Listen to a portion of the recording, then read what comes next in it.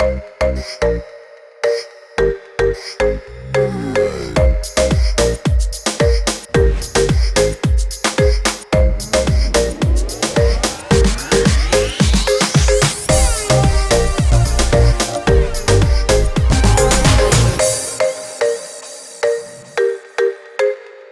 everyone, my name is Theophane, your Miss St. Lucia World 2021, and welcome to Head to Head with our partners. Event St. Lucia, the exclusive and official license holder for Miss World, has engaged a number of key agencies to lend support to the rollout of the Miss World franchise for our country, and we're here today to speak with one of our partners. My guest today is Mr. Nestor Alfred, CEO of St. Lucia Citizenship by Investment Unit. Welcome, Mr. Alfred. Thank you very much for joining me today. And of course, thank you so very much for being part of my journey thus far.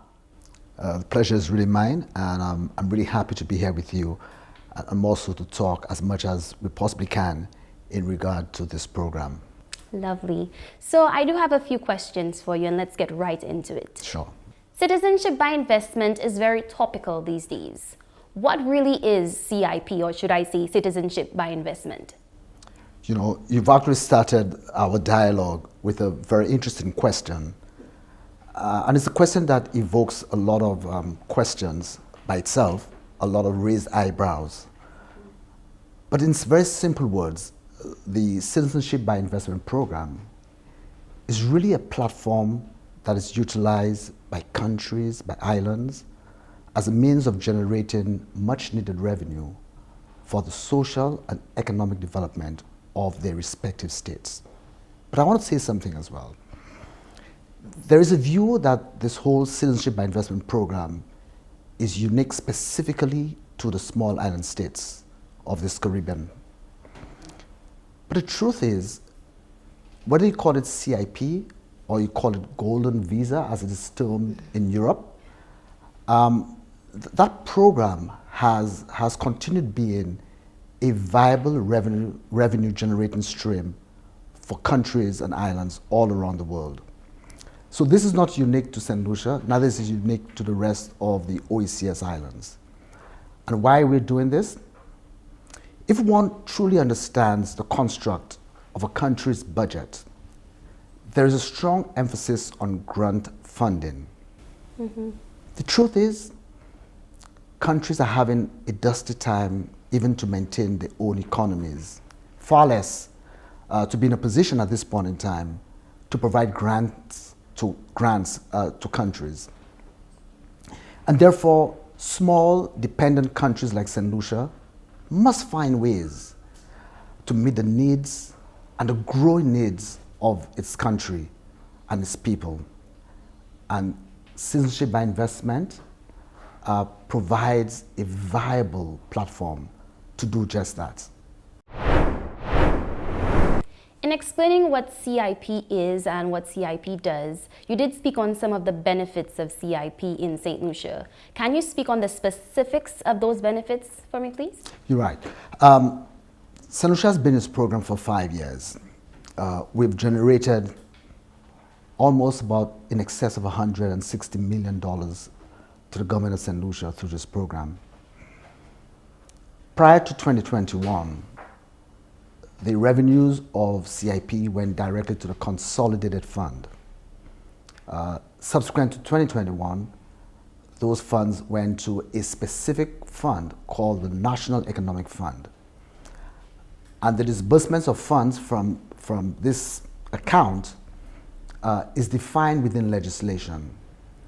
And those funds go towards social development, they go towards infrastructure.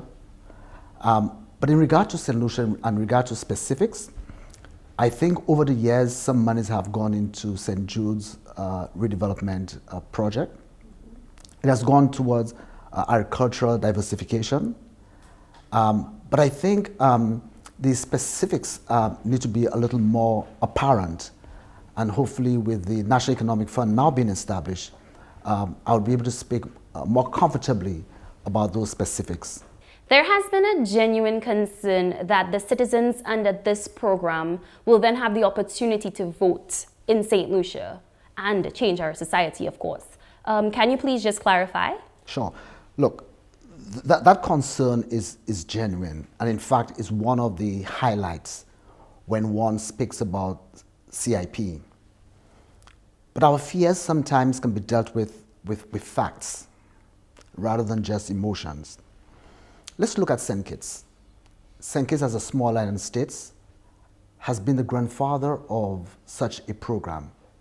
St. Kitts has been in this program for 37 odd years. Dominica has been in this program for 25 years, going on 26 years.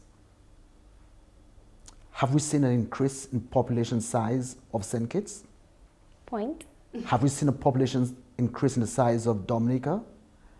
Have we had any concerns over those span of years where there's been concerns about those citizens coming to the country and changing the makeup of our electoral platform?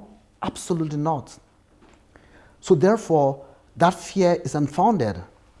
And truly, many of the persons who apply for citizenship under this program have absolutely no intentions of even setting foot in those islands. And when I travel far and wide and I meet some of our citizens, and I say to them, when would I see you in St. Lucia? And they all go, this is very far. But I tell you, one of the basic reasons that persons apply for citizenship is because St. Lucia's passport is relatively strong. On the ranking by Henley, it occupies 37th spot. It gives you access, visa-free or visa on arrival, to roughly about 146 countries. And more importantly, some of those countries are the Schengen area, the UK, and many persons whose passport doesn't allow them that number of visa-free access sees St. Lucia passport as being the passport to have. But I'll tell you what, when that passport is provided, more often than not, that's exactly where they go, to Europe, on vacation, or for business. So therefore, that fear is unfounded, and for 37 years, it has proven that those citizens under such a program have absolutely no desire to pack their bags, their families, and come and reside in St. Lucia. But I also want to say this. I think as a small island state, we have to ask the question whether this country can be developed by simply having us, nationals, or are there opportunities for foreign nationals or even citizens under this program to come into this country and contribute meaningfully to the economic development of this country? That is the question that every citizen has to respond to. But the fear is unfounded. Thank you for the clarification on this question. Also, how can I help destigmatize this belief among my generation? You know, one of the most awesome thing about CIP engaging and being a sponsor to your reign is essentially we saw the wonderful opportunity for someone as young as you to also be the mouthpiece of CIP. And of course, some of the discussions that we are now having, obviously you'd have been a lot more educated about CIP. And even then you can go out and speak intelligently as well about CIP. But the truth is, I think we need to do a lot more in educating your age group about CIP and the benefits of CIP and what it means for a small island state. And coincidentally, just prior to COVID-19, as part of our budget, we were targeting, or we were supposed to have targeted, young persons like yourself at schools. But obviously with COVID-19, that was not possible. All right, I understand. And we do still want to thank you very much for all of the input that you've put in for the country and, of course, to the persons all across the world. But to end this interview, I do have a final question for you. Sure. What are some of the things that are on the wish list for CIP? You know, that wish list is really centered on the fact that St. Lucia, as well as the rest of this region, understand that the viability of this program is paramount. My wish list, or our wish list, is that there continue being a strong focus on due diligence, ensuring that when we grant that citizenship, it is granted to persons of good repute and persons who cannot damage the reputation of this country. So my wish list, or our wish list, is primarily centered on the fact that we want to have this program managed in a very responsible way, and in a way that it can be viable and continue contributing meaningfully to the social and economic development of our small island state, St. Lucia. Thank you, Mr. Alfred, for providing such valuable information on the benefits of CIP to my country.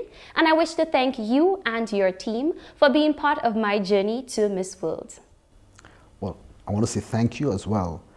And even being here with you and having this discussion truly tells me that we've made the right decision to be a sponsor to St. Lucia Miss World. And I want to thank Event St. Lucia for the amazing professionalism that they've exercised in preparing you and even being here today to have our discourse. So I want to say thank you so very much. And I think already you are a winner. Thank you. Thank you very much for joining Head to Head with the Partners. I am Tyler Theophane.